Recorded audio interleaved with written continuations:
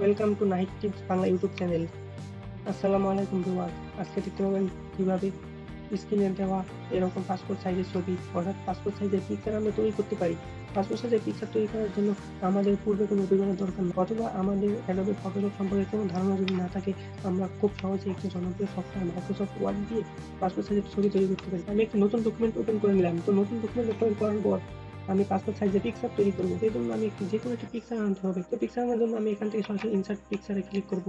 ইনসার্টে click করার এখান থেকে পিকচার অপশনে ক্লিক করে আমরা আমাদের যে পিকচারটি আমরা পাসপোর্ট সাইজে তৈরি করতে চাই সেই পিকচার নিয়ে আসবো। তো নিয়ে আসার জন্য আমরা আমাদের সরাসরি পিকচারে চলে যাবো। তো পিকচার আসার পর এখান থেকে আমরা ফাইলে চলে আসবো। তো ফাইলে আসার পর আমাদের যেখান থেকে যে পিকচারটি ইনসার্ট করবো সেই পিকচারে ক্লিক করে ইনসার্ট করে দেবো। তো দেখতে পাচ্ছেন খুব সহজে আমাদের পিকচারটি ইনসার্ট হয়ে গেছে। তো পিকচারটি ইনসার্ট হওয়ার পর দেখতে পাচ্ছেন পিকচারে ক্লিক করার পর পিকচারটি মুভ হয়ে যাচ্ছে না, অর্থাৎ নাড়াতে পারছে না, অর্থাৎ মুভ করতে পারছে না। তো পিকচারটি মুভ করার জন্য আমরা পিকচারের উপর ক্লিক করা অবস্থায় আমরা মাউসের রাইট বাটনে ক্লিক করবো। মাউসের রাইট বাটনে ক্লিক করে এখান থেকে ওয়ার্ক টেক্সটে ক্লিক করে বিহাইন্ড টেক্সটে ক্লিক করে দেবো। এখন দেখতে পাচ্ছেন খুব সহজে আমরা আমাদের পিকচারটি মুভ করতে পারতেছি। তো এখন আমাদের প্রথম কাজ হইতেছে, দেখতে পাচ্ছেন পিকচারে ক্লিক করার পর এখানে একটা অপশন আসছে পিকচার ফরম্যাট। আবার পিকচারের বাইরে ক্লিক করলে অপশনটি আসতেছে না, এই জন্য আমরা সরাসরি পিকচারে ক্লিক করবো। পিকচারে ক্লিক করার পর পিকচার ফরম্যাট থেকে আমরা লেফট সাইডে দেখতে পাচ্ছেন রিমুভ ব্যাকগ্রাউন্ড নামে অপশন আছে। রিমুভ ব্যাকগ্রাউন্ডে ক্লিক করবো, অর্থাৎ আমরা পিকচারের ব্যাকগ্রাউন্ড পরিবর্তন করবো। তো এখান থেকে প্রথম অপশন আছে মার্ক এরিয়াজ টু কিপ, অর্থাৎ এখান থেকে মার্ক করতে হবে। অর্থাৎ মার্ক করার জন্য এখানে আমরা এইটুকু সিলেক্ট করে দিব। তো দেখতে পাচ্ছেন আমরা কিভাবে পিকচারটি মার্ক করতেছি। আমরা আমাদের প্রয়োজন অনুযায়ী এরকম ভাবে পিকচারটি মার্ক করে নিব। মার্ক করার পর দেখতে পাচ্ছেন আমরা আমাদের পিকচারটি এখান থেকে মার্ক করে নিলাম। তো ব্যাকগ্রাউন্ড মার্ক করার এখান থেকে আমরা কিপ চেঞ্জে ক্লিক করব। কিপ চেঞ্জে ক্লিক করার পর দেখতে পাচ্ছেন পিকচারটি অটোমেটিক ব্যাকগ্রাউন্ড রিমুভ হয়ে গেছে। এরপর আমরা এখান থেকে করব। তো পিকচারটি একটু ক্রপ করে নিব। ক্রপ করার জন্য এখান থেকে দেখতে পাচ্ছেন রাইট সাইডে একটি ক্রপ নামক অপশন, এখানে ক্লিক করার পর আমরা আমাদের প্রয়োজন অনুযায়ী পিকচারটি ক্রপ করব। যতটুকু আমাদের দরকার ততটুকু আমরা পিকচারটি ক্রপ করে নিব। তো পিকচারটি ক্রপ করার পর আমরা এখান থেকে সরাসরি কিবোর্ড থেকে ইন্টার বাটনে চাপ দেব। ইন্টার বাটনে চাপ দেওয়ার পর পিকচারটি ক্রপ হয়ে গেছে। তো এখন লাগবে আমাদের এই শেপ। তো শেপটি ইনসার্ট করার জন্য আমরা ইনসার্ট মেনুতে যাব।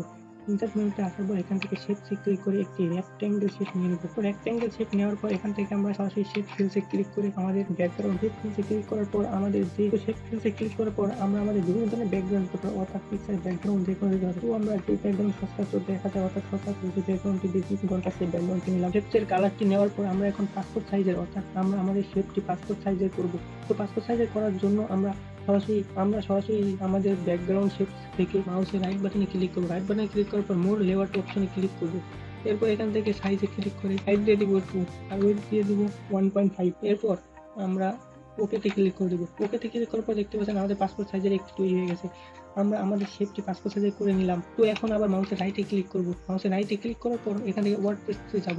যাওয়ার পর আমরা এখানে বিহাইন্ড টেক্সট করে নেব। তো এরপর আমরা আমাদের পিকচারটি সরাসরি নিয়ে আসবো। পিকচারটি নিয়ে আসার পর আমরা আমাদের পিকচারটি ব্যাকগ্রাউন্ডের ভিতরে নিয়ে আসবো। এরপর দেখতে পাচ্ছেন আমাদের পিকচারটি ব্যাকগ্রাউন্ডের নিচে চলে যাচ্ছে, অর্থাৎ ব্যাকগ্রাউন্ডের উপরে আসতেছে না। তো তার জন্য আমরা সরাসরি এখান থেকে মাউসের রাইট বাটনে ক্লিক করে সেন্ড টু ব্যাক অপশনে ক্লিক করব। দেখতে পাচ্ছেন সেন্ড টু ব্যাক অপশনে ক্লিক করার সাথে সাথেই আমাদের যে পিকচারটি ছিল সেই পিকচারটির সামনে চলে আসছে।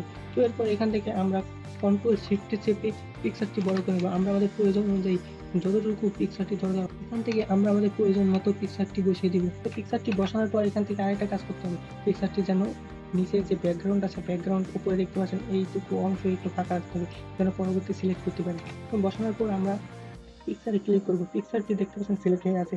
এরপর আমরা কন্ট্রোলে ক্লিক করে নিচের ব্যাকগ্রাউন্ডটিতে ক্লিক করে দেবো, মানে দুটো একসাথে আমরা সিলেক্ট করব। দুটো একসাথে সিলেক্ট করার পর আমরা সরাসরি মাউসের রাইট বাটনে ক্লিক করব। এরপর গ্রুপ অপশনে ক্লিক করে আমরা সম্পূর্ণটাকে গ্রুপ করে দেবো। গ্রুপ করার পর দেখতে পাচ্ছেন দুটো একসাথে মুভ হইতেছে।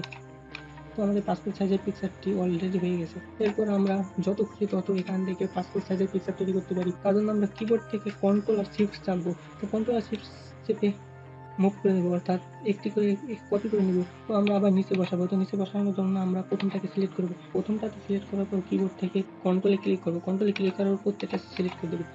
দেখতে পাচ্ছেন প্রত্যেকটা সিলেক্ট হয়ে গেছে। আবার কিবোর্ড থেকে কন্ট্রোল আর শিফটে ক্লিক করবো। শিফটে ক্লিক করার পর নিচে থেকে আবার এই পর্যন্ত কপি করে নেব। তো এরপর আবার আমরা কন্ট্রোল শিফটে ক্লিক করে এরকম নিচ থেকে কপি করে নেব। তো দেখতে পাচ্ছেন আমাদের খুব সহজে পাসপোর্ট সাইজের পিকচার তৈরি হয়ে গেল। এরপর এখান থেকে আমরা যদি ফাইলে ক্লিক করি, ফাইলে ক্লিক করে প্রিন্ট অপশনে যাই। তো প্রিন্ট অপশন যাওয়ার পর দেখতে পাচ্ছেন আমাদের প্রিন্ট প্রিভিউ, অর্থাৎ প্রিন্ট প্রিভিউয়ে আমাদের কিভাবে পাসপোর্ট সাইজটা আসবে। অর্থাৎ এখান থেকে আমরা যদি প্রিন্ট করি তো আমাদের প্রিভিউ কেমন হবে সেটাই দেখাচ্ছে। তো এখান থেকে আমরা আমাদের কত কপি দরকার অর্থাৎ আমাদের পিকের কত কপি দরকার সেই কপিটি বসে এখান থেকে আমরা প্রিন্ট অপশনে ক্লিক করে প্রিন্ট করতে পারি। তো আশা করি বুঝতে পারছেন কিভাবে মাইক্রোসফট ওয়ার্ড দিয়ে অর্থাৎ অ্যাডোবি ফটোশপ ছাড়াই জনপ্রিয় সফটওয়্যার মাইক্রোসফট ওয়ার্ড দিয়ে কিভাবে পাসপোর্ট সাইজের ছবি তৈরি করে থাকে। তো এইভাবে আমরা আমাদের বিভিন্ন ধরনের পাসপোর্ট সাইজের ছবি তৈরি করতে পারি। ও আশা করি ভিডিওটি যদি ভালো লাগে অবশ্যই লাইক, কমেন্ট এবং শেয়ার করবেন। ধন্যবাদ।